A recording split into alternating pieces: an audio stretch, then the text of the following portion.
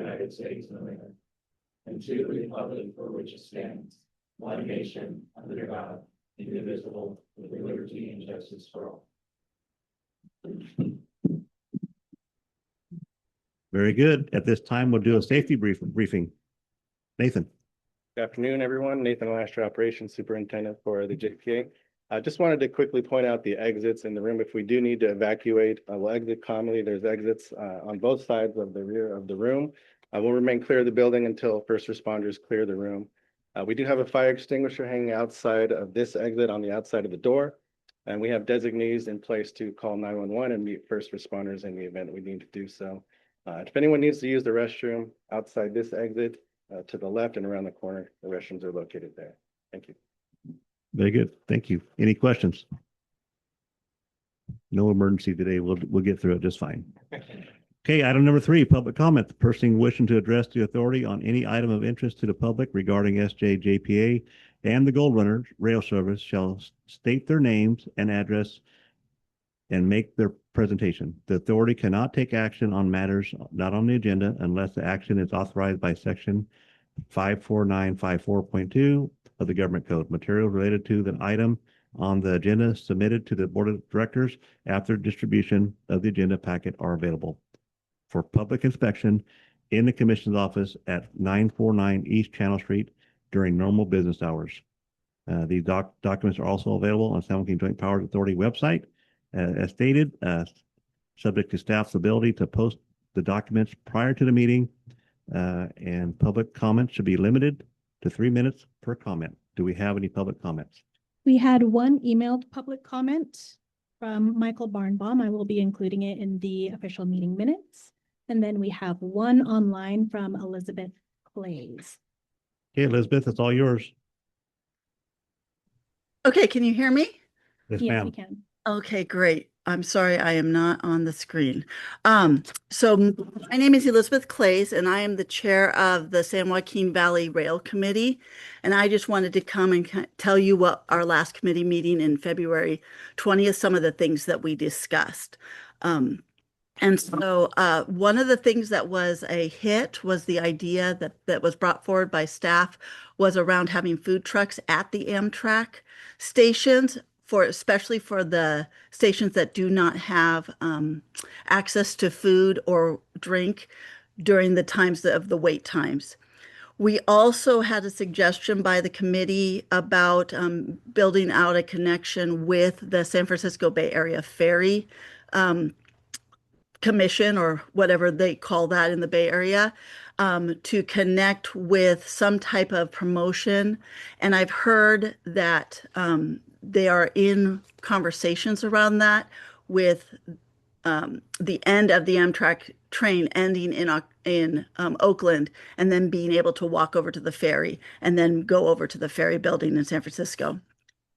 And then one of our members was who is working directly with the mayor's office, is now in contact and is working with the staff to build out some more outreach, some San Joaquin outreach activities. And so that's happening.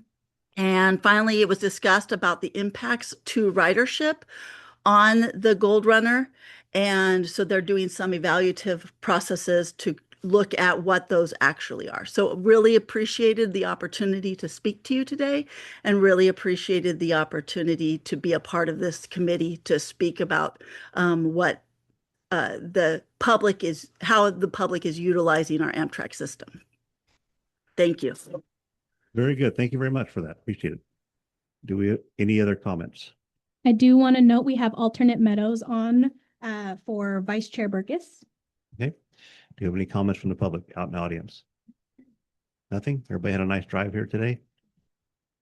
Okay, we'll move on now to consent calendar, item 4.1, approved minutes from January 23rd, 2026 board meeting.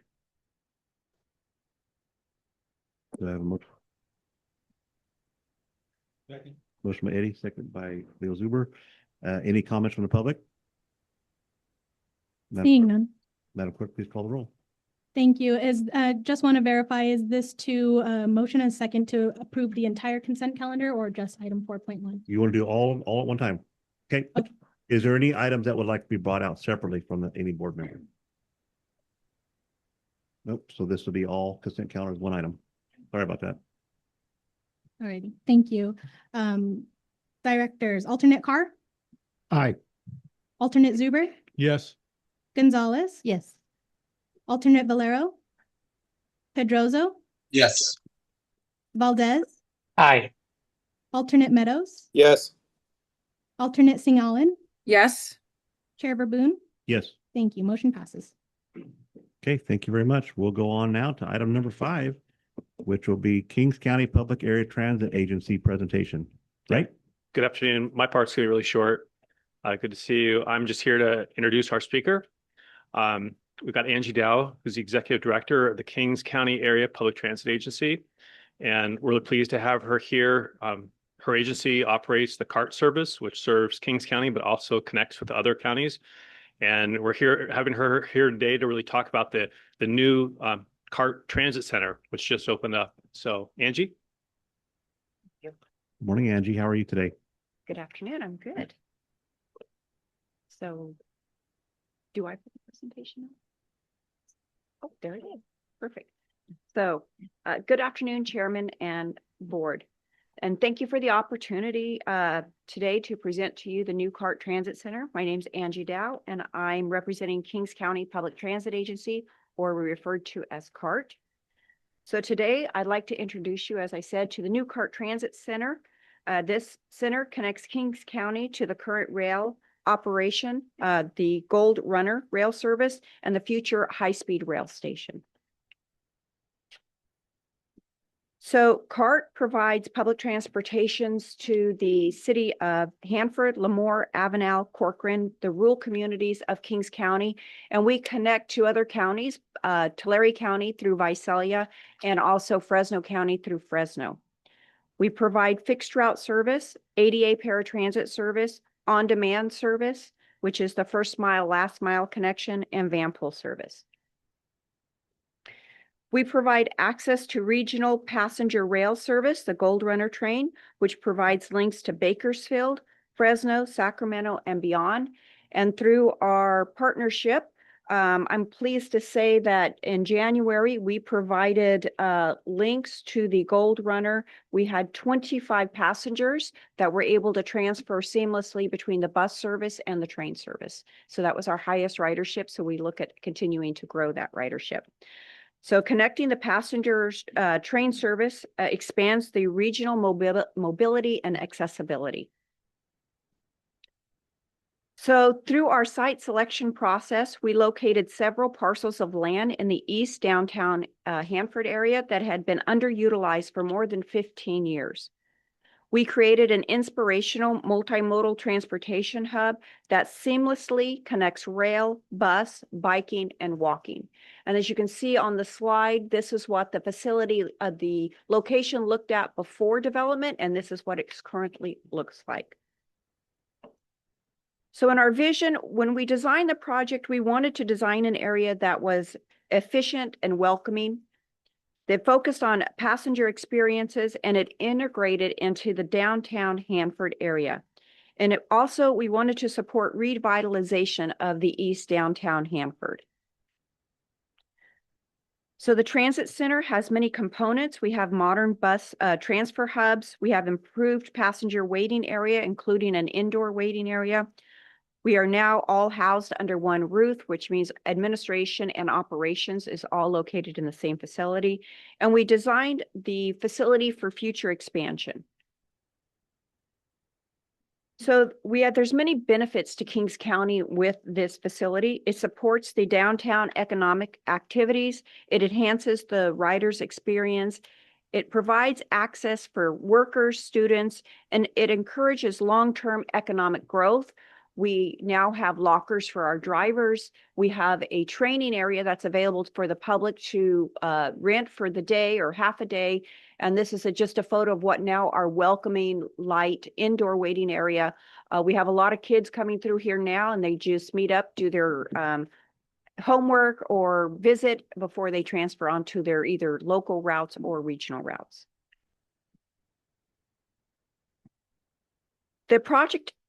This project was more than 8 years of planning, visioning, and teamwork. It marked a turning point of how we moved people, it connects our neighborhood, and serves the public. It will provide everyone in our community with a voice in shaping our transportation and land use decisions. It's going to strengthen our regional transportation network, improve connectivity to our rail system, and it will position Kings County for our future growth. It also supports sustainable transportation options. And since we were created as a joint powers authority in 1979, we now have our own board chambers. So on December 13th, we held our dedication ceremony, and this event was well attended by the community and our partners. This facility will do more than get people from point A to B. It will help students get to schools, families reach jobs and healthcare, and our seniors to maintain independence. It is a hub that will improve lives, reduce emissions, and support local businesses, and anchor the continued growth of our region. We often say that infrastructure is a backbone of our economy, but I would say that infrastructure is the heart of our community. And with the opening of this transit center, our heart is beating stronger than ever. I want to thank everybody for your time and encourage anybody, if you have time after the meeting, to come to the facility and get a very in-depth tour of all the components. Thank you, Angie. Very nice. Any questions for Angie? Thank you. Yeah, it matches, it's just set the tone for what things need to be in Hanford. So hopefully the people can afford to continue on the same kind of style downtown Hanford as we grow. Okay, thank you very much. And we have Angie Dow in the back, and we also have Terry King from King County Association of Governments in the back too, here today. So thank you for coming. Okay, next we have item 6, adopt the resolution approving the draft 2026 San Joaquin Joint Powers Authority Annual Business Plan. An update. Good afternoon, Chair and Directors. I'm Momo Tamaoki, the Deputy Director of Planning, Grants, and Programming. And I'm here today to present the draft 2026 Annual Business Plan for San Joaquin Joint Powers Authority for your review and approval. So here's the quick background on the business plan. The purpose of the business plan is for Joint Powers Authority to lay out our plan for operation, administration, and marketing for our Gold Runner service for the next 2 fiscal years, so we can request the necessary funding from the state to do so. The draft plan must be submitted to CalSTA by April 1st. And the final must be submitted by June 30th. The plan will be reviewed and used by the state to develop the annual appropriation request to the legislature. There are a few key changes and highlights to the 2026 annual business plan. This year's business plan is substantially shorter than the previous business plan. It's only about 40 pages. This is because we are really focusing on the near-term projects and initiatives. We are also emphasizing how we can optimize our core service with improved schedule, on-time performance, and throughway bus efficiency and connectivity. We are also coordinating with California High-Speed Rail Authority because they are also updating their annual business plan right now. So to the extent possible, we are trying to be in alignment. Now I am going to do a deeper dive into each of the chapter of the business plan. So here are some key updates and continue to focus on the operating plan and strategy. The 7th round trip is coming back with improved schedule for better connectivity and reduced conflict with freight traffic. We will also be focusing on improving on-time performance by coordinating with our own internal equipment team, Amtrak, host railroads, and state partners, and other joint powers authorities. We will also be undertaking a throughway bus optimization study to improve connectivity and to explore more cost-effective governance structure and business models. For passenger experience and marketing, we will continue to focus on passenger experience enhancements such as passenger information systems, upgraded Wi-Fi, expanded food and beverage options, and phase one introduction of comfort class, which will be explained by Marissa a little later. Marketing, public relations, and community engagement also continue to play a key role in supporting ridership recovery, service awareness, and stakeholder trust. One thing we are definitely doing more of right now is to getting ourselves out there and meeting people so that we can maintain a strong presence throughout the corridor to engage with elected officials and community leaders and partners. We are also leveraging data-driven marketing strategies to support both near-term ridership goals and long-term service expansion. As for the capital program, we continue to deliver a robust program of capital projects to enhance and expand the Gold Runner service. A key focus of FY 26-27 is advancing service reliability and infrastructure delivery. And through a phased approach to the delivery of the Valley Rail program, we are prioritizing near-term projects that improve operational flexibility, expand the service, and support future growth.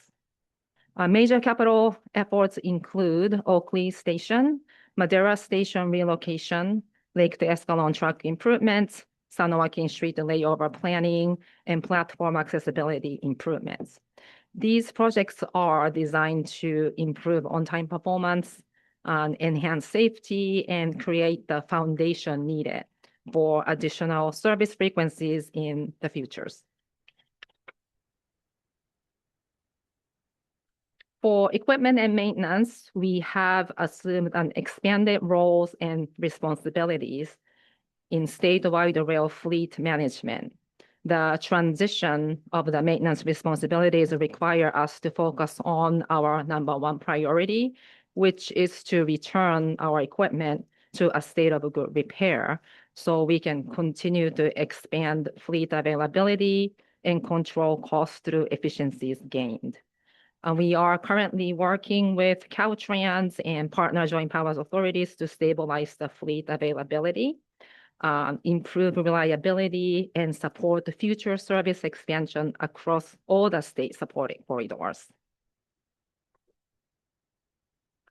As for the station area development and connectivity, we have kicked off the San Joaquin Valley Network integration and transit-oriented development action plan efforts with all partners along the Gold Runner corridors to focus on advancing targeted station area development planning and improving first and last mile connections throughout the corridor.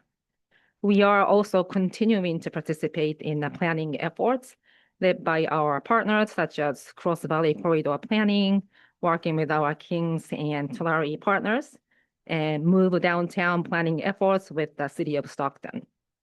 We are also regularly coordinating with High-Speed Rail Authority regarding service planning, infrastructure planning, ticketing, and operations to position our Gold Runner service as a critical feeder service for the high-speed rail and to ensure a seamless transition to a more integrated statewide passenger rail system.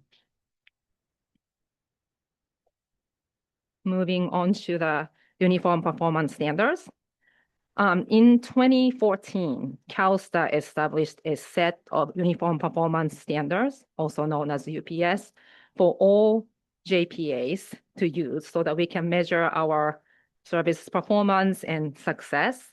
But each inner-city passenger rail service is really different. So it makes it a little bit challenging for us to achieve UPS standards uniformly. We are committed to maintaining the Gold Runner service that is affordable and accessible to the community we serve. So we have developed an approach that provides a more equitable way to measure our performance by incorporating individual performance adjustment, aka IPA, to the UPS standards to measure our performance with adaptive benchmarking to deliver more parity and consistency. So IPA factors act as modifier to the UPS scores by assessing how well we were able to deliver a service that responds to the route characteristics such as population demographics, economic positioning of our communities that we serve, as well as regional commitments to expand the service to disadvantaged communities. Last but not least, probably the most important chapter of the annual business plan is the annual funding requirement chapter. So for fiscal year 26-27, we are requesting $113 million. And in FY 27-28, we are requesting $115 million. The funding requirement includes a operating budget request of $47 million for Amtrak operations, $41 million for direct operations for maintenance of equipment, which also includes capital corridors equipment, and $12.5 million for other direct activities outlined in the annual funding chapter. This represents an increase of about $2.7 million, under 3% from the prior year's request. The increase is due to maintenance costs associated with an increase in the size of the state-controlled fleet. The request for admin, marketing, minor capital, and service and program initiative is about $12 million. And admin, marketing, and minor capital budgets are unchanged from the prior year's request.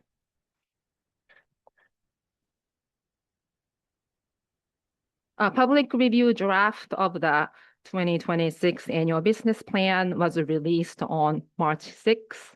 And since that time, the authority received a very supportive comments, as you can tell from the beginning comments from the chair, from the San Joaquin Valley Rail Committee members. They are citizens-based committee.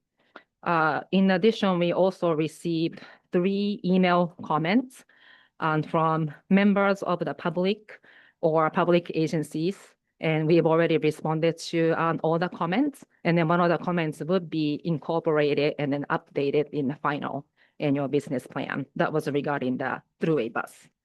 All comments received have been logged and will be incorporated into the final business plan, as well as the staff report for the May meeting agenda packet. Here's the timeline between now and July. So after the board approval of the draft business plan, we will officially submit the draft to CalSTA by April 1st. In May, we will finalize the business plan and incorporate the comments, suggestions received. And we will come back with the final business plan for board's review and approval at the May board meeting. And we will submit the final draft, final business plan to CalSTA before June 30th. We are currently coordinating with the state to receive early comments from them so that we can receive a timely approval letter from CalSTA, hopefully in July. For the fiscal impact approval of the draft 2026 business plan is required for us to continue managing the Gold Runner service and receiving funding from the state.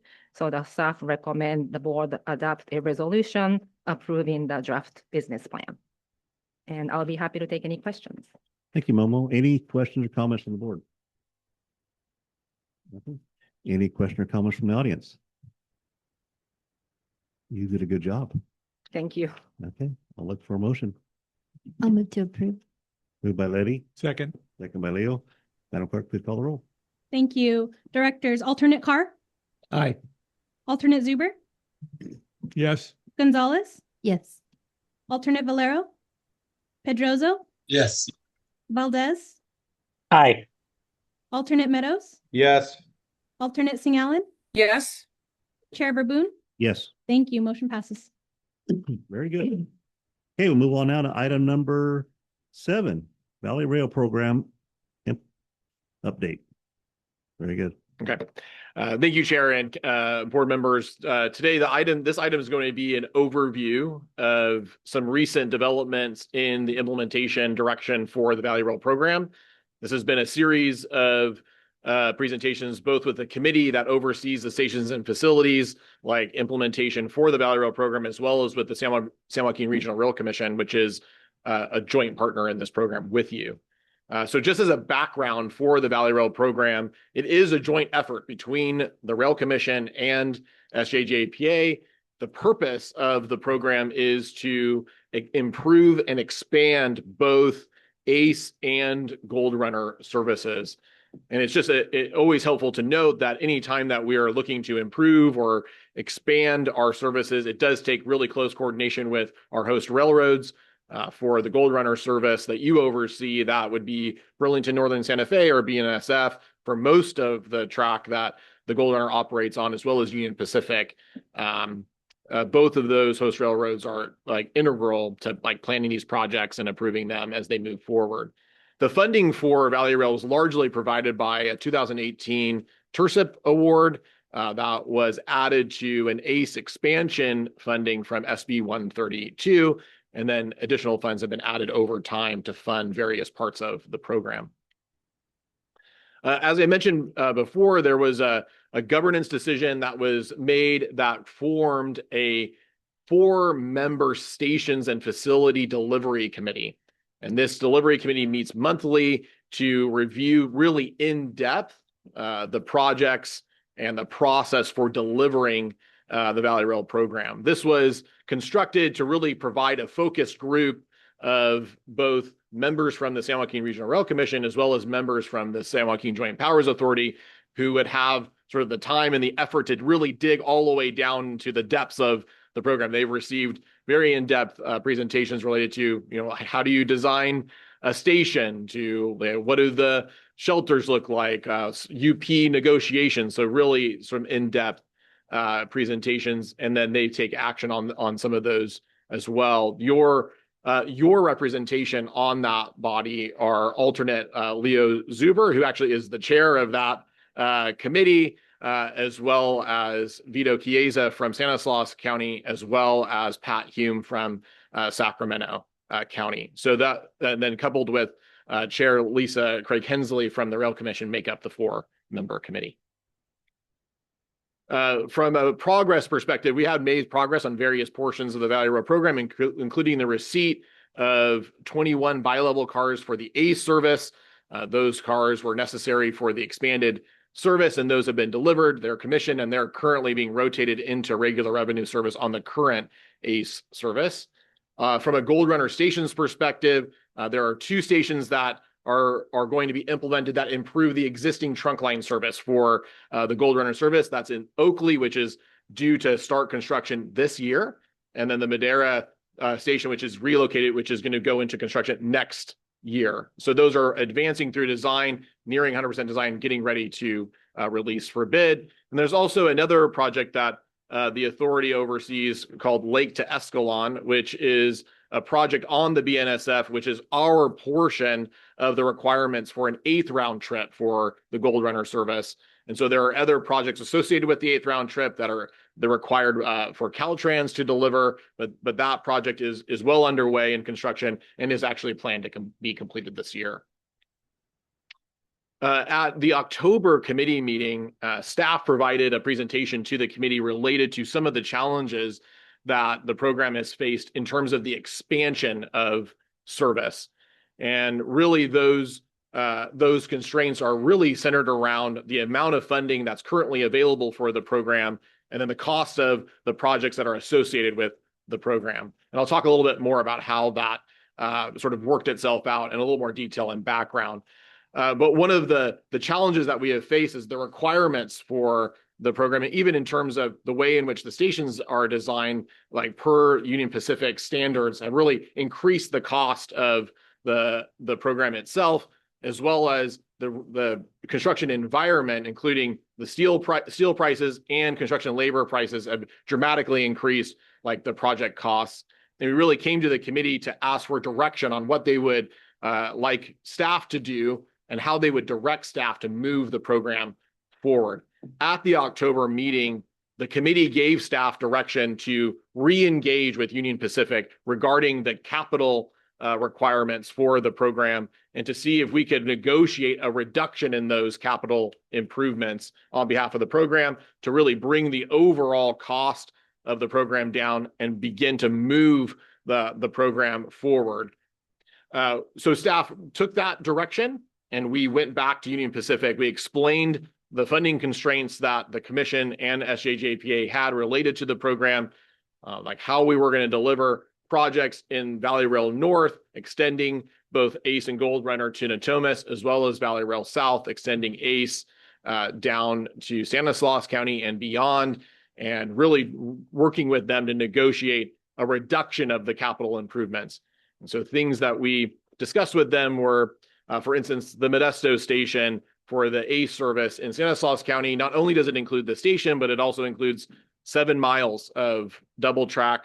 And one of our requests to them was, could we reduce the number of miles of double track, lower the cost of that project?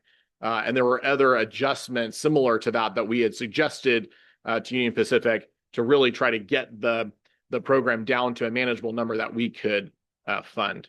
Unfortunately, over the course of October and November, during those discussions, Union Pacific made it pretty clear to staff that they were not willing to reduce any of the capital projects and capital improvements required for these services to start both in the South and in the North. And from UP's perspective, they've deferred quite a few capital projects already and are not really in a position to defer any additional improvements. And I will say that from the Union Pacific side, they have deferred several projects, including some river bridges like in Stanislaus County that are not required for initial service. And so they have deferred portions of the project, though we were looking for additional deferments. At that time, we brought that information back to the committee, and really from a project delivery perspective, the program cannot move forward both building projects in the northern part of the program in Valley Rail North to Natomas and Valley Rail South down into Stanislaus County. There just isn't enough funding to do that. And so staff recommended to the committee that we choose a phased approach to project delivery, choose one of these corridors to build initially. So really to concentrate capital delivery in one area of the corridor while we focus additional grants for the other portion of the Valley Rail program. And really the benefits of this approach is really taking a program that has been in design for several years and really putting these projects into construction and showing progress from a capital delivery perspective. But then also for the grants team, this would allow them to focus on the projects in the other segment for those grant opportunities and to bring in additional funds to fund the secondary segment. And so the staff brought to the committee an evaluation of service options in the north, as well as service options in the south that were for consideration. These service options were constructed to create a fully funded segment with what funding was available in the program today. And just to note, as I mentioned before, the Stations and Facilities Committee does include representation from both the South and Valley Rail North, as well as 2 members from the Rail Commission. So all of the geographies related to these decisions were present at, and represented. Staff's recommendation to the committee was the concentration on initial capital delivery for Valley Rail North. And that recommendation was built on these principles. The return on investment in Valley Rail North is higher than in what was available to be built in Valley Rail South, significantly higher ridership from the forecasting of that service. From a readiness to construction, as we really aim to show progress like on the program, the projects in Valley Rail North are ready to go to construction sooner. Also, from a utility perspective, Valley Rail North not only includes opportunities for ACE, but also opportunities for the Gold Runner, where Valley Rail South only offers opportunities for ACE. And then additionally, there will be 3 stations built in the initial build out of Valley Rail North compared to what 1 station could be constructed in the south. And then from a funder support, as you heard Momo in the previous item related to the business plan, we are in regular coordination with the state of California, as well as with the High Speed Rail Authority, and Valley Rail North is essential for Gold Runner's future connection to high speed rail, as we are meant to connect 8 trains with high speed rail in the future, and that train will be delivered in Valley Rail North. So this is the Valley Rail North segment. It was preferred from who is the largest funder of the program, which is the state of California. This sort of focused direction in Valley Rail North does really bring some near-term progress to the program, including in 2016, as I mentioned earlier, Oakley Station going into construction, Stockton Y going into construction. And then you see in 2027, quite a few other stations, including Midtown and Madera, like sort of moving forward, as well as Del Paso, which is a key rail infrastructure project in the north that will be going into construction. So you sort of really see the kickoff of progress for Valley Rail. And then our intention as staff is to leverage that progress like in our grant applications, like for Valley Rail South, to really show we're making progress, like we're a good investment for future service expansions. This recommendation was approved by the committee, and essentially it includes these 2 components: concentrating initial implementation in Valley Rail North, and then continuing project development and pursuing additional grant opportunities for Valley Rail South. And then we brought that recommendation from the committee to the commission on March 5th, and the Rail Commission adopted that recommendation from the committee. And with this direction, staff is moving forward to really align the Valley Rail resources to this direction. And what that looks like from sort of a delivery perspective and from an organization perspective is ensuring that the projects in Valley Rail North meet the criteria here on the left side of the screen, really enabling the earliest launch of service, fully funded with state dollars so that we can move forward very quickly, maximizing the ridership, as I mentioned before, from an ROI perspective. And it has to deliver the foundational components. So in the future, trains in the south actually will need the projects in the north, right, to deliver trains. So it really is a very foundational component to Valley Rail. We really want to initialize meaningful service, contribute to the funding requirements. So all of the funding that we have received on behalf of this program does have requirements that we have to show progress towards, including VMT reductions, GHG reductions, and the like. And then we really do need to minimize the risk of the program to move this program into construction. And really the intention is not just having projects into construction, but delivering service, actually operating new expanded service in the corridors. And then we're organized, as you see here on the right, as staff under these various work streams to make sure that what the commission and the committee have directed staff to do, that we're well organized to deliver this like in a timely manner. And we're going to be regularly updating not only the committee and the commission, but also yourselves on progress towards this goal. And with that, there's no fiscal impact, though there will be subsequent items that will come related to this, but happy to take any questions if there are any. Thank you, David. Any questions or comments? Good. Yeah, I know we got the 7th trip now running, just started, so we just need to meet that on-time performance. So the better they get things organized up north, looks like maybe 27, 28, 29 that can come complete. And so we'll have full trains, hopefully.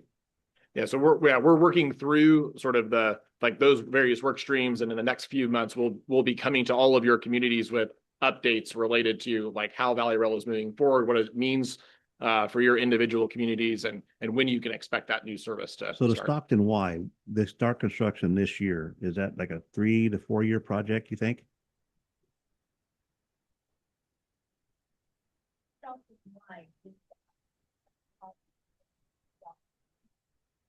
Oh, okay, all right, Yeah. all right. So that's not the diamond. No. Okay. No, the Stockton Diamond is on a different track. We're right now like in a process to find a delivery partner like at the state to deliver that Okay. large infrastructure project. As Christine mentioned, the Stockton Y is a small project that connects two subdivisions that is for like future service that's planned to operate on Gold Runner, where we could replace the bus service from Stockton to Sacramento with a connecting train service. Nice. Very good. Any other questions? Yes, we have one online, but do we want to do in-room first? Are we good? Yep, we can do it online. Okay, we have alternate Meadows with his hand raised. Do you have a construction start date for the Oakley Station? We have it's in 2026, but do you have an actual or An estimated date, month?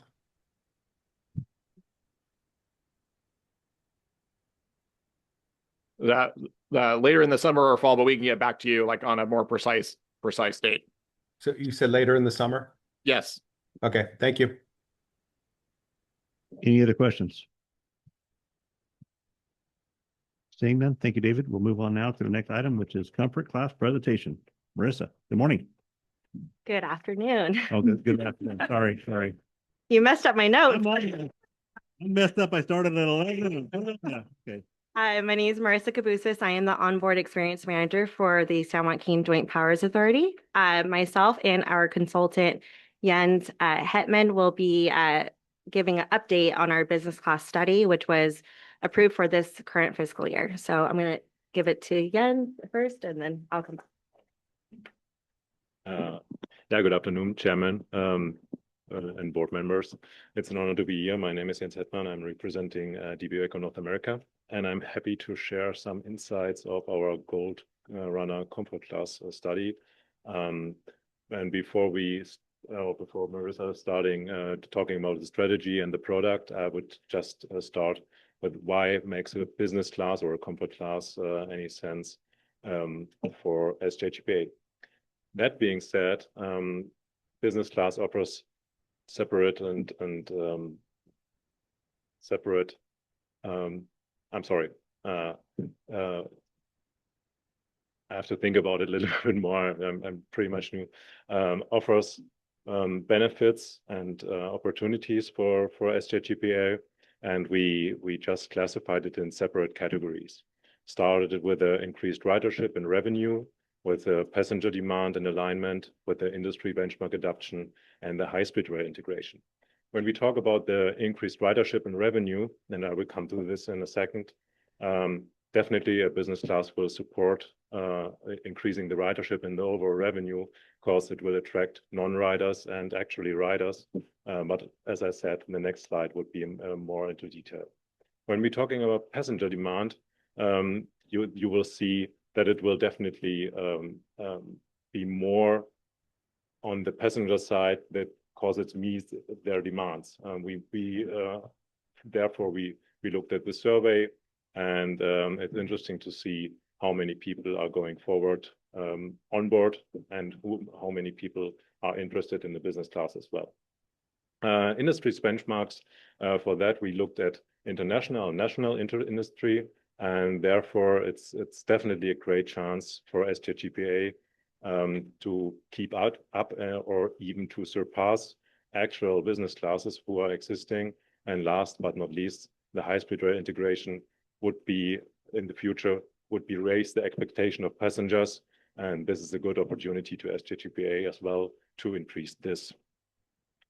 Talking about the revenue stream, I think you already seen that the numbers dropped after COVID significantly, and you're almost on your way back. So business class can definitely help to get this rebound effect going on. We made for the business class a primarily cost and revenue model, and these revenue models say there is a positive effect overall, and this might be good as well to, in any case, how you do the business class, and you will see it later in what Marissa is presenting, how it will work out and how it's going on there. When we look at the passenger demand, in 2025, there were made two surveys. And interestingly, 50% of all actual riders are interested in a comfort class or a business class. That being said, and additional to that, of all riders and non-riders, 12% are interested in an upgraded first or a business class as well. So, and as you can see on the highlighted and light blue rows, there are business class related motivation factors which are already in the business class included. So overall, it would meet the passenger demand, and this would be a great effort for SJJPA to meet this demand. As I said, we looked at the industry benchmark, and only focusing on national benchmark and looking on Amtrak and state-supported intercity rail corridors, you can see the Gold Runner is actually the only one which hasn't planned or have actually a business class. All others of these riding more than 251 miles, they already have a business class. And this is definitely a reason to attract more experienced riders and maybe offer a more demanding experience for non-riders who would choose rather to take or to travel with a train than with a car. And as already mentioned, the high-speed rail expansion will definitely reshape the passenger experience. That being said, riders will increasingly expect a more and modern personalized way of traveling and would demand this. So introducing this for SJJPA could definitely strengthen your position in future high-speed rail services and would align at the SJJPA corridor and for the future service of rail.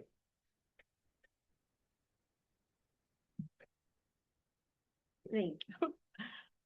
Okay. Okay, so next we'll walk through how we will implement business class. Okay, so Gold Runner business class won't happen overnight. Our approach is to phase the implementation of the service. We'll begin with a phase 1 service called Comfort Class. So from now on, it'll be Comfort Class, focusing on low cost, high impact upgrades that can be implemented within the next year.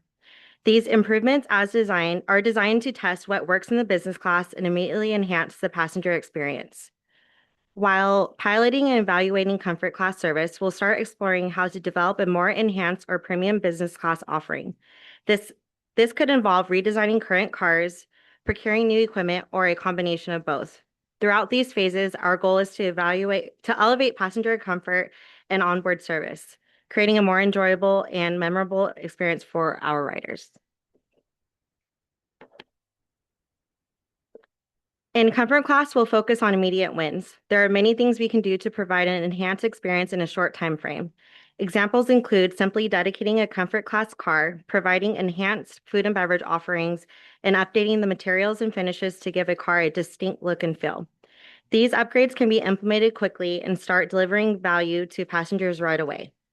In phase 2, we'll explore redesigning the car itself, updating layouts, procuring new seats, and using more premium materials to create a stronger Comfort Class experience. Looking further ahead, we could consider procuring new train sets.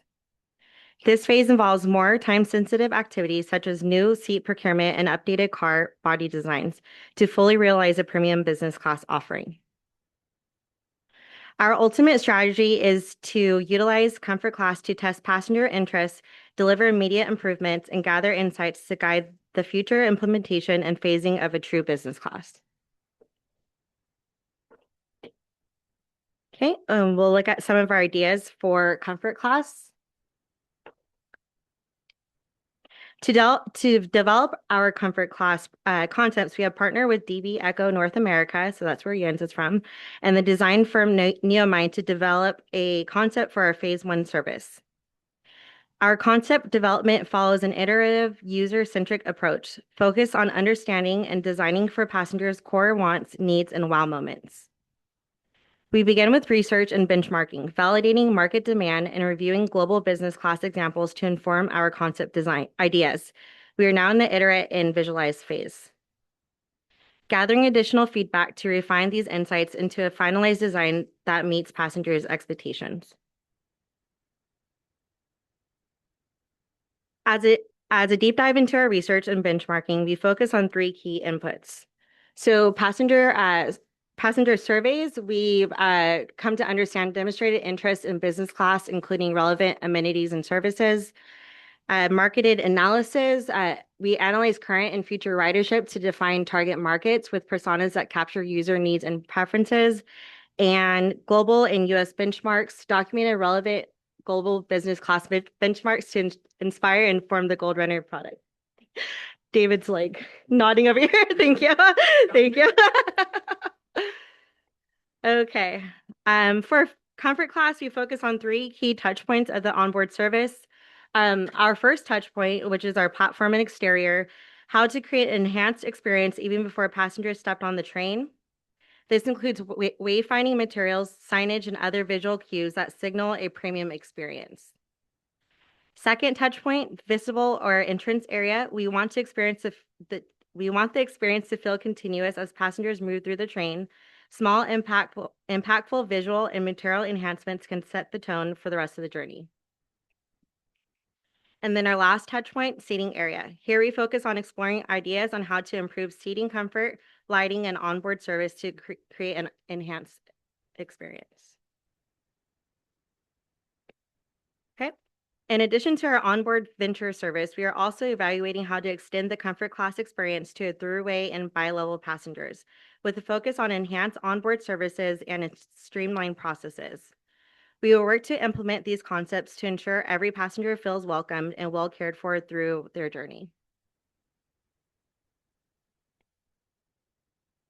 In defining what our comfort class product looks like, we focus on 3 key pillars: differentiated comfort and space, seamless connectivity and productivity, and enhanced onboard service. Before diving into our planned comfort class service, I want to highlight the steps we're taking to improve the experience for all passengers. First, we partner with the City of Bakersfield and local food trucks at Bakersfield Station to offer healthy, varied food options with particular attention to our throughway passengers who often travel long distances with limited access to food and beverage. The partnerships benefits both our passengers and local community. Second, we've successfully launched the snack station on our trains, offering light snacks and beverages to passengers throughout their journey. The response has been overwhelmingly positive, with over 77% of riders reports being satisfied or very satisfied with the service. Finally, we've introduced a series of dedicated passenger outreach events to directly engage with our riders and ensure they feel informed and valued. So the Gold Runner cookies that you see right in front of you, and there's also some out in the foyer. We've also handed them out to our passengers. So how does this translate to our food and beverage roadmap today, tomorrow, and into the future? Today, our snack station provides complimentary snacks and beverages for all riders. This will soon be supplemented by onboard vending machines planned to be fully operational by the end of 2026, offering hot coffee, cold beverages, and a wider variety of snacks to provide passengers more options throughout their journey. Looking ahead for comfort class, we're evaluating cart service available to all passengers, featuring a wide food and beverage offering. Comfort class passengers will also receive a complimentary hot beverage and premium snack upon boarding, a small but meaningful touch to set the tone for their trip. Further into the future, for business class, we envision a more elevated offering, including hot entrees and gourmet snacks to complement the overall experience, onboard experience. Across all service levels, these food and beverage enhancements will be supported by improved onboard staff, ensuring every passenger feels genuinely welcomed and cared for. Our goal isn't just to improve what we serve, it's to elevate the entire journey. So what does the path forward look like for comfort class implementation? First, we'll continue refining our service design on ongoing stakeholder feedback. Once the concept is finalized, we'll move into a deeper operational and implementation planning. From there, we'll present our full findings to the board once the study is completed before moving into execution. While the exact timeline is still being defined, we anticipate implementation with approximately 1 year, starting with the Phase 1 Comfort Class pilot, and building towards an enhanced full-service offering over time.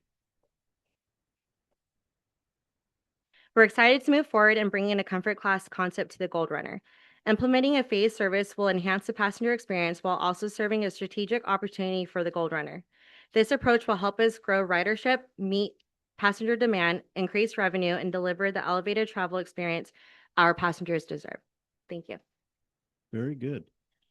Any Oh. questions or comments? There's no fiscal impact.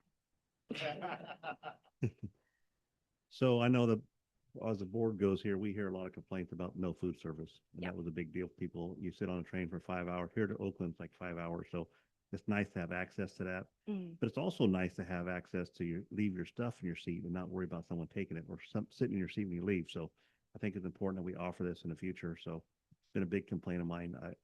We have a wide variety of people that ride the train, business professionals riding it to Sacramento or the Bay Area, and people just got out of jail in Corcoran. So we got to have some space between the two. And not that there's a difference other than, you want to leave your laptop to use the restroom and not worry about someone taking it when you're gone. So thank you very much. Any comments? Yes, sir. So I know I'm an alternate, so I don't usually get to come to these meetings because Supervisor Sheklian sits on. But from this presentation and the previous, it seems like there are so many moving parts going on, but I also see a lot of synergy with everything and the greater notion with, again, having a high-speed rail and then the rails. So I'm just fascinated by all of the work that is taking place and how it's all coming together piece by piece. Thank you. Unlike high-speed rail, we actually have a plan in place. It's working. I think this is recorded. Yeah. Just kidding. So if this works out, would that be like adding another car on the train set or just converting one to make it work? Yeah, so our Phase 1 Comfort Class, it would be just using what we have. Okay. So yeah. And then to your note, Chairman, regarding the passengers staying in their seat and being able to. So cart service, I did add it to this presentation, but we actually will be seeing that a lot sooner on the Gold Runner. I know the improvement's been made substantially over the years. And so I know we have a passenger listening right now, our CEO, she just wrote it last week to Sacramento. So I got update every 15 minutes on what was happening. Yeah. I want to Send those over, yeah. all positive things in the future. So thank you. Okay. Any questions from the audience? Any other board members online? Seeing none. Anybody online want to comment? Seeing none. Okay, thank you very much. Thank you. Okay, we'll move on now to the next item, which would be Route 18. No, I'm sorry, Gold Runner operation and performance updates. Thank you. Good morning. Good afternoon. Good Again, afternoon. Sorry. Not going to trip me up. Sorry, Nathan. So as part of this service update, we'll take a look back at our performance over the first half of the fiscal year briefly. We've talked pretty extensively at the past couple board meetings about our on-time performance and some of the circumstances that have led to that. But just to kind of level set where we were heading into quarter three. Then we'll take a look at the trends for quarter three so far through the first couple of months, as well as some of the factors leading up to that performance. And a brief update on some initiatives we're working on the equipment side for the service. And then I'll hand it over to Mariah for a marketing and ridership revenue update for quarter two. So taking a look back over the first half of the fiscal year, you may recall we had a couple of large tie replacement projects that affected on-time performance in the first quarter that our host railroad, BNSF, was performing. And that coupled along with the fact that we really started to feel the effects of the aging Northern California locomotive and equipment fleet, the legacy fleet, and along with that, some of the mechanical delays that we started to experience with that. So those two things combined are what really led to the lower than normal on-time performance that you see throughout the first quarter there. In the second quarter, we did see an improvement in on-time performance. However, the challenges with the fleet and the mechanical issues that we were experiencing with that were still the main driver of the lower on-time performance that we saw in the second quarter.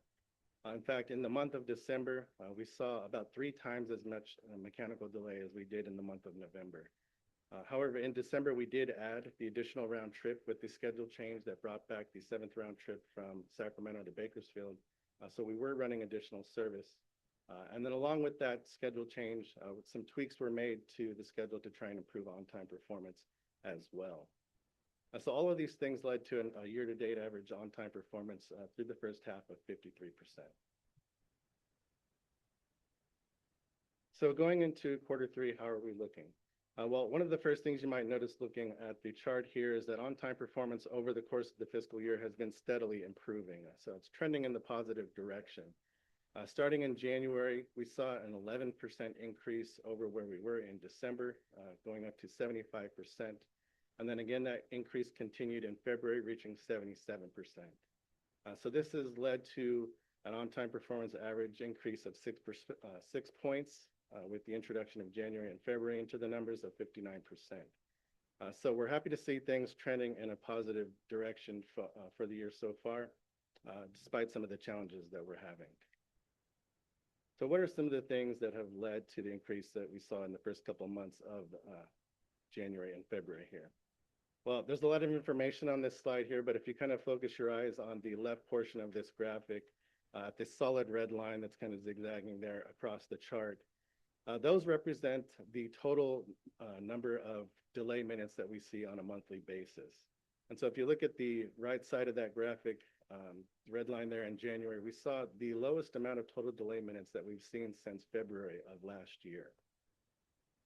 Now, part of the reason for that is if you look at the orange line that's just underneath the red line there, that represents the total number of host railroad delays. Typically, our host railroad delays are the largest category of delays that we see, and those account for things. If you look at the right side of the graphic there, all of the bars that are orange and yellow there, those are all host railroad delays. And so those are things like passenger train interference, freight train interference, slow orders, and dispatching or routing. So all of those are things that the host railroad is responsible for. And again, those are usually the largest category of delay that we see. Those actually reached their lowest point since 2024 in January. So those two things there were a big factor in the increase in on-time performance that we saw in the month of January and February. Don't have all the numbers for February yet, but we'll be able to share that at a future update. If one other thing that I wanted to point out, if you look at all of the delay categories on the right, typically on a month-to-month basis, our top two delay causes will be passenger train interference and freight train interference. Those two kind of go back and forth for the top delay cause. However, as you'll see in January, mechanical delays actually moved ahead of freight train interference to move into the second spot for delay type. We did see a decrease in January for mechanical delay minutes over December of about 23%. However, we were running a reduced service in the month of January. Because of the issues that we faced in December, both the Capital Corridor service and the Gold Winter service made the decision to reduce service. And so on January 5th, we started running one less round trip between Oakland and Bakersfield on the Gold Winter service, and that remains in effect currently. I mentioned the schedule change that we had in December. Part of that schedule change, we were hoping to see some increase on-time performance. It's been a bit difficult to gauge how the schedule is performing with the reduced service and some of the mechanical challenges that we're having. But we did want to kind of separate some of the days where we saw less mechanical delay. And so we took a look at the days in January where we saw less than 30 minutes of mechanical delays. And so there were about 10 days in January that fit that criteria.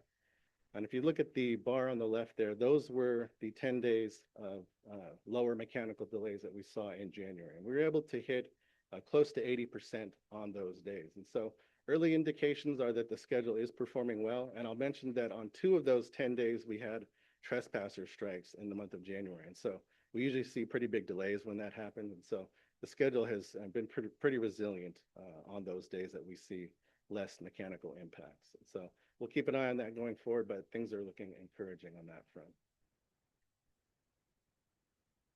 I mentioned the mechanical side. So one of the things that we are working on, that the agency is working on with the state, there was an item on the consent calendar for this meeting, item 4.7, that was an agreement between SJJPA and Caltrans that would allow the agency to maintain any equipment that Caltrans leases as part of the Northern California fleet. And so Caltrans did recently lease 3 locomotives from Caltrain in order to supplement the locomotive fleet. And this will give our mechanical team the opportunity to work on some of the aging equipment and restore it and get it back into a better condition when we get it back in service. And so those locomotives were delivered to the Oakland maintenance facility last weekend. Both our operating team from Amtrak and our mechanical team at TASI are undergoing a familiarization process on that equipment now, as well as some compatibility testing. And once that process is complete, we'll be able to put those locomotives into service on the Capitol Corridor, which will free up more locomotives for the Gold Winter service, and we'll be able to reintroduce that 7th round trip. That's it for the operations side of the update. I'll hand it over to Mariah. Thank you, Nathan. Before you go, so I farm during the daytime, right? And so my friends all farm and we live on both sides of the tracks. So during this time in January and February where it was the trains were parked all the time, it wasn't always the Gold Runner, it was all the trains because they're repairing the tracks. So they took an AI photo and made a sign up that says, if you have a problem with this train being parked, please call the chairman of Amtrak, Doug Verboom. And so I'm like, what? Don't put my phone number on that. Yeah, it was frustrating there for a while. It wasn't just the Gold Runner. It was a track, and it's something that has to be repaired constantly. And so everybody felt it, but it's not always our responsibility, and it's not under our control. So as long as people know that. So Yeah, thank I you. mean, there's a benefit in the long run to increase track speeds. Yeah. We had a lot of speed restrictions to those areas where the ties were aging. Yeah, So, some trains sat for over 30 minutes, yeah. and then when they were doing it 2 years ago, 3 years ago, they were doing the same thing. The trains would park at night, and then we got complaints people because they had to hear the engine run. Yeah. So yeah, thank you. Good afternoon, Board and Chairman. So today I'm going to hopefully discuss a few more numbers, but I will also be sharing some fun creative that we've been doing in marketing as well. So for fiscal year 25-26 for quarter two, we did see over 241,000 riders on our service. So rather flat, slight decline, but pretty positive. And for revenue, you'll see that we were able to manage 9.3 million in revenue, so a 7% increase. And this was particularly due to our fare increase and just higher value ticket sales in general. So I'll go through ridership. So again, ridership remained rather flat. We saw about 510 less riders on the service, but for forecast, we did see roughly 6,500 less. So it was about 2.6% below. Again, this was tied to a lot of the mechanical issues, and then also things out of our control, such as passenger disruption and UP and BNSF. However, in addition to this, our forecast was also built based on the fact that we were having the 7-round trip starting on July 1st. And, we haven't been able to maintain that level of service with the 7th round trip coming back in December and also mechanical issues. But however, compared to pre-pandemic levels for Q2, ridership is down 37,000 riders or about 13%. However, again, with this less service, we are still back at 87%.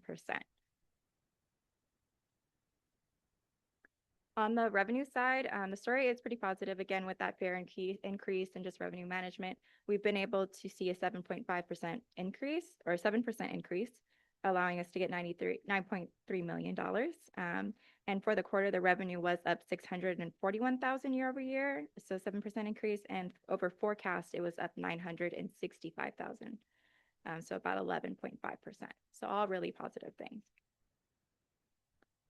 If you want to look at the ridership changes by market, so notice a few shifts. So in Emeryville in particular, so in the Bay Area, we were up about 1,700 riders, so about 3%.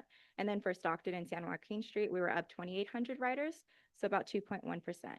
Where we are seeing these declines in ridership is the Central and South San Joaquin Valley. So Fresno was down 4,000 riders, and then Bakersfield was down 4,400 riders. So these numbers are about 2.6 and 2.2% down. We have already started to implement in this Q3 a slew of billboards across Fresno. So hopefully you guys have had a chance to see those, just trying to help build that awareness and increase our ridership over time. Some fun marketing stuff. So for Q2, we were able to maintain a 9.7 million impressions. So how many people are actually seeing our advertisements? And we did get to 62,000 clicks, over 62,000 clicks. And this is just based on a multitude of paid media, such as social media, search platforms, streaming platforms, and other digital placements. So you'll see here on the right, there's actually, when we were still San Joaquin's, our BOGO sale, and this is a flyer here, not an actual paid media, but one of the flyers that we would use like in our outreach. And then for November, we started with our rebrand. So this is where we started to raise a phased approach to our rebrand. And I'm actually going to play a short video of how we did our reveal. Hopefully.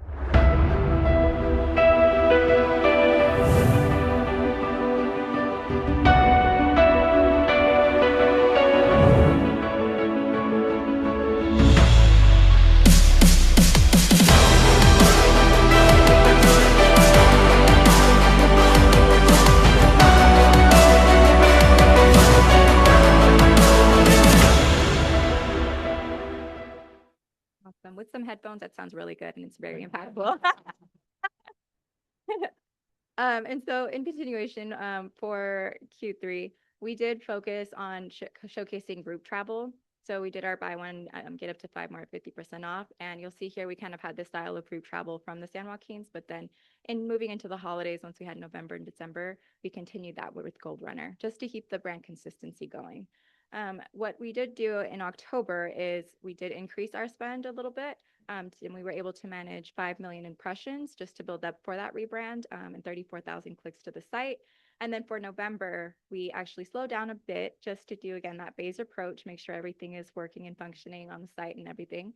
So we managed to get over 2 million impressions, 11,000 clicks to the site. And we started to slowly build up in December during our holiday campaign and managed to get 2.7 million impressions and 15,000, almost 16,000 clicks.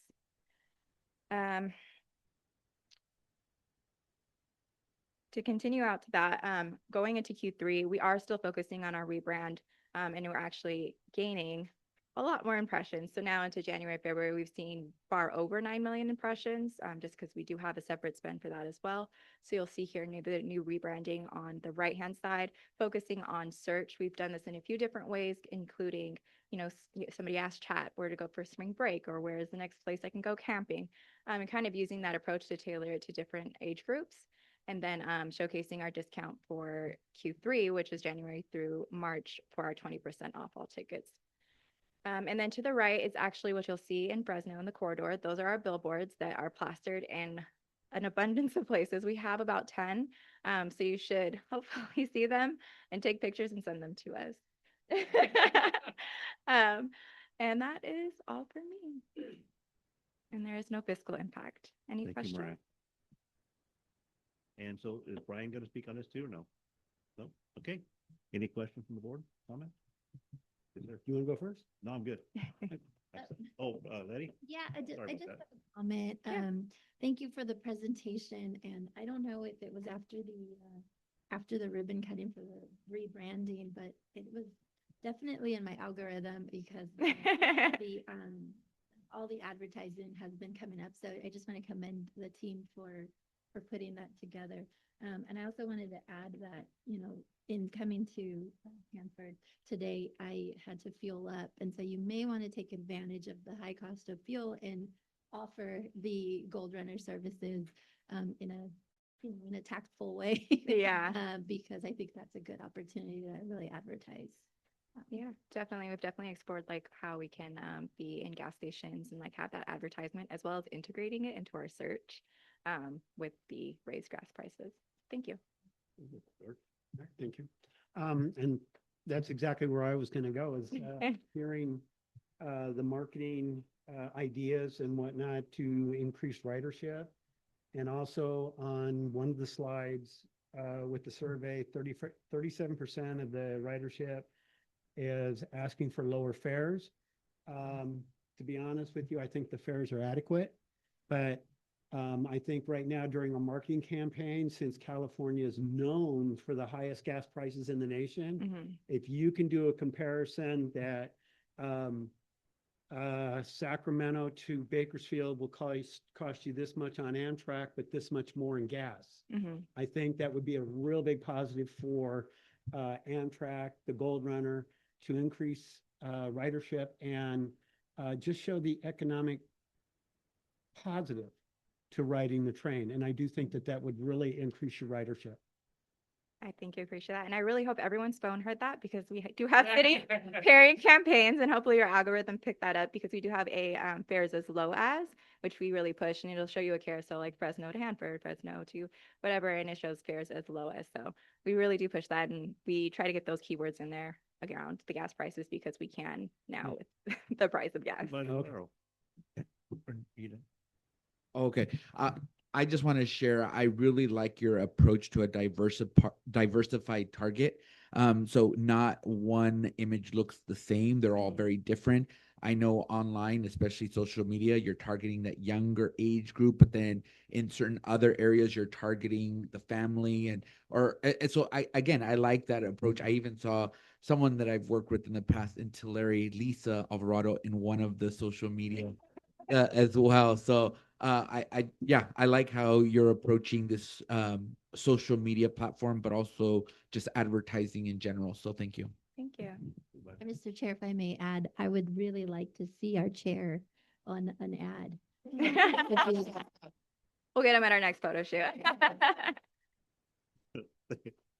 So I always, when I ride the train to my meetings up in Northern California, the Bay Area or Sacramento, just the cost saving of parking covers the cost of the train ride. So, and it's safer, easier, and you get to relax. So you guys are doing a great job. So thank you. Thank you. Anybody else? Okay, we'll move on to the next item, which is going to be Route 18 update. David.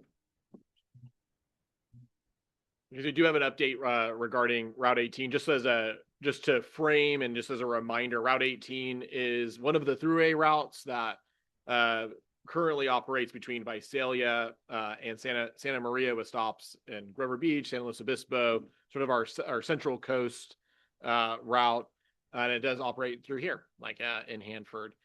It is a different service type than many of our throughway routes, which are like dedicated throughway buses where sort of we like Amtrak enters into an agreement with an operator and we pay the operator operate that route to connect with the service. I'll also explain a little bit about what is different about an interline route on the next slide, and the operator is American Star.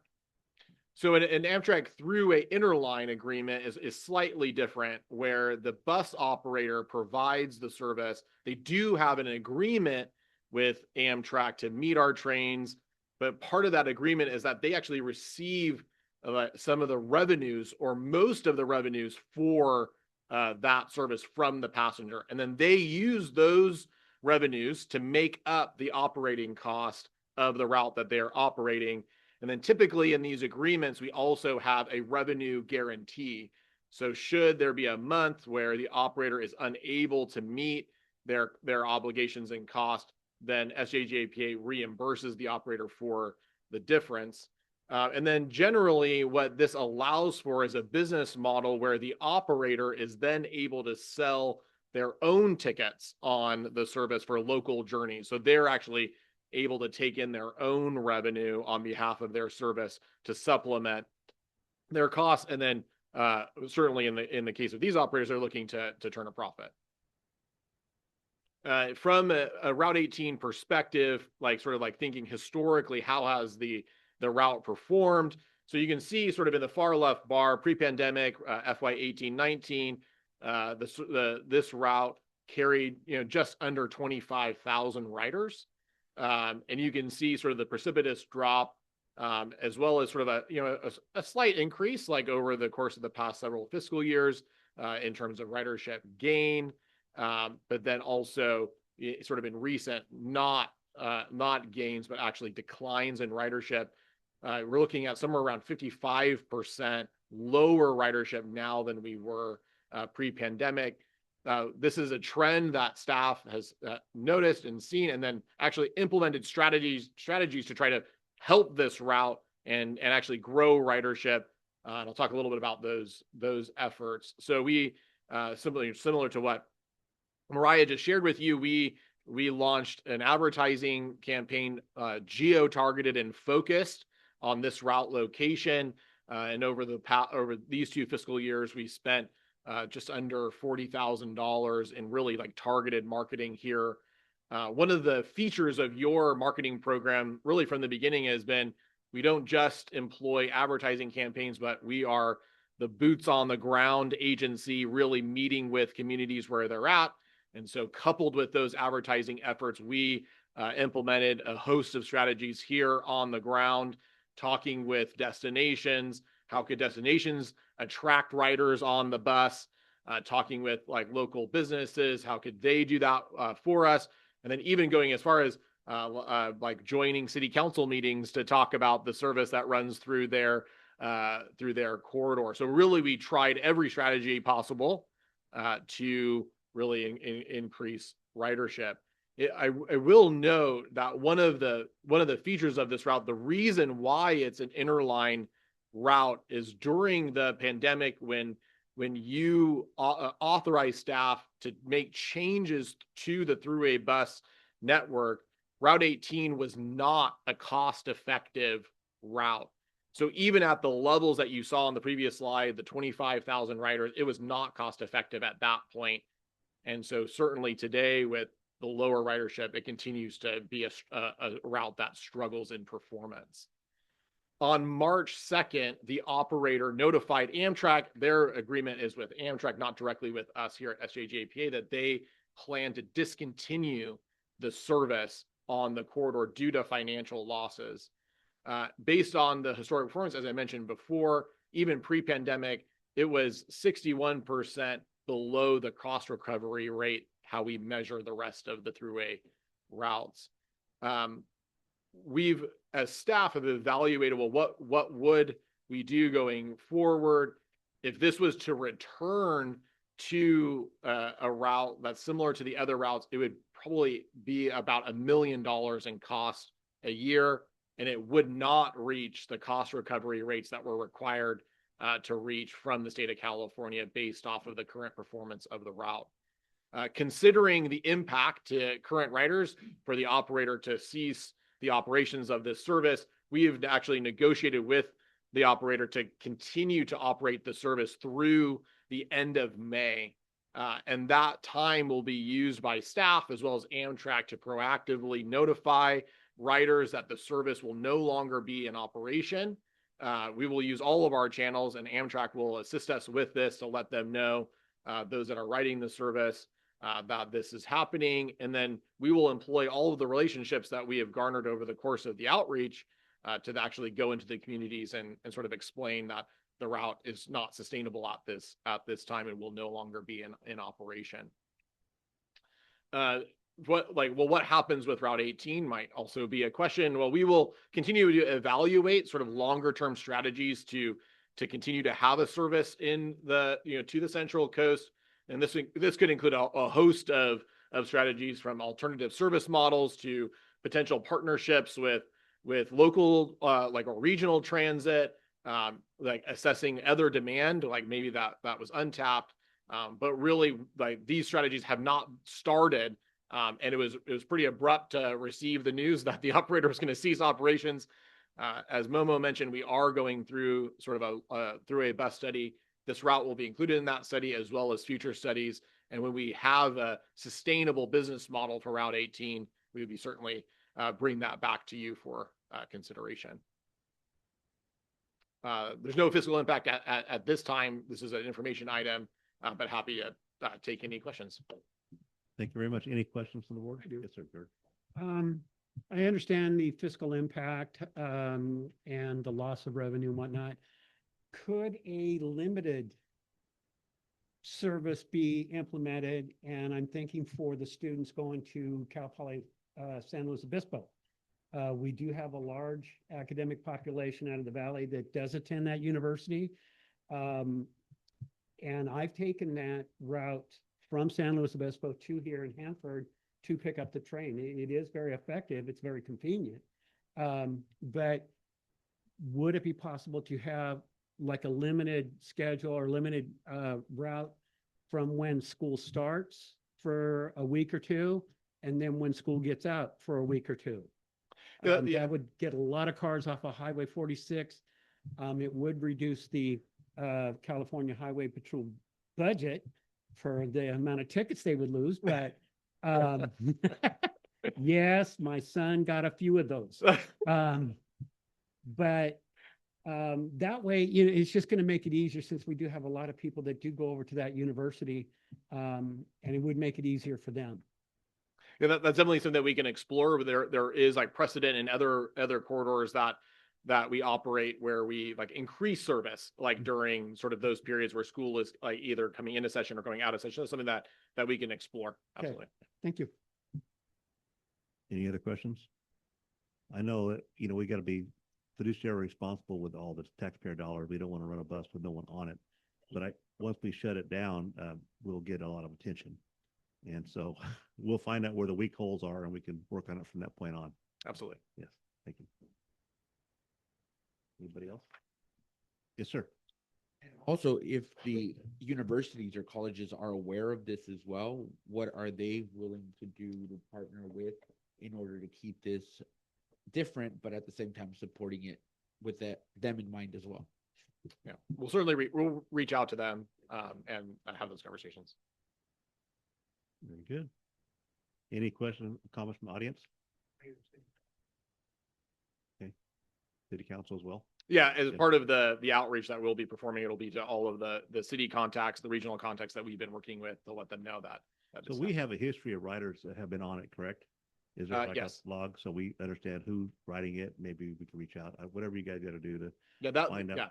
Yeah, that will be a partnership that we have with Amtrak. So Amtrak holds that data on our behalf, so we'll work with them to access the writers and have some proactive communication. It's just a nice bus service that runs. It's just that there's nobody on it. Yeah.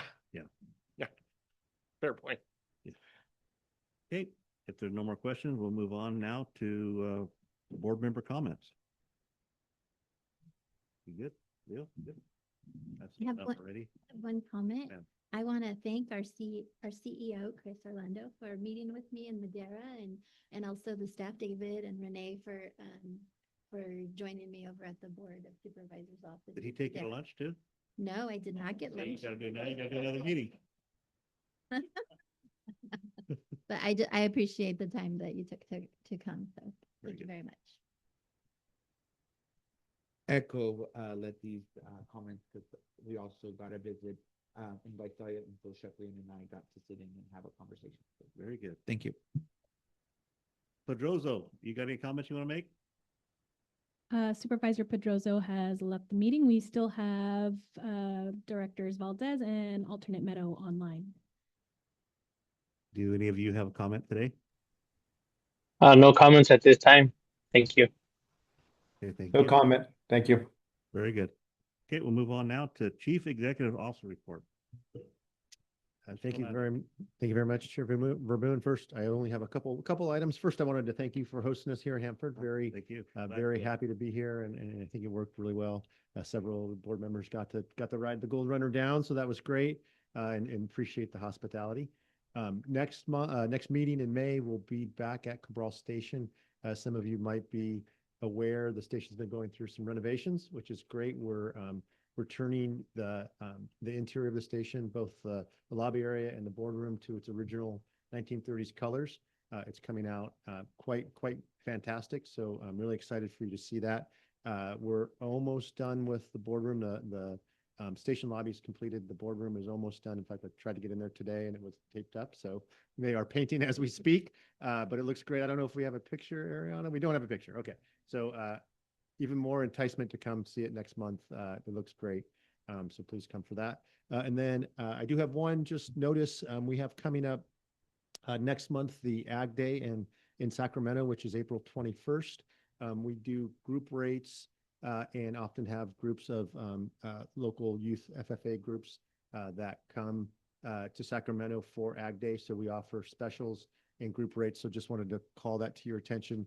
If there are groups in your communities that are attending and want to take the Gold Runner, we do have some group offers and would love to host them on the Gold Runner for that day. It's a great day for us. It's a good connection and a good day for the youth to be in Sacramento and doing Ag Day there. So very good. That is all I have. And you're all settled in. You're comfortable now. You know where things are at. Settled in and mostly know where things are at. Good. Yes. Well, welcome aboard, and we look forward to what we can make this work and improve our on-time performance and our experience. So thank you. Thank you. Okay. Oh, this is it. We will adjourn if there's no more questions. See you in May.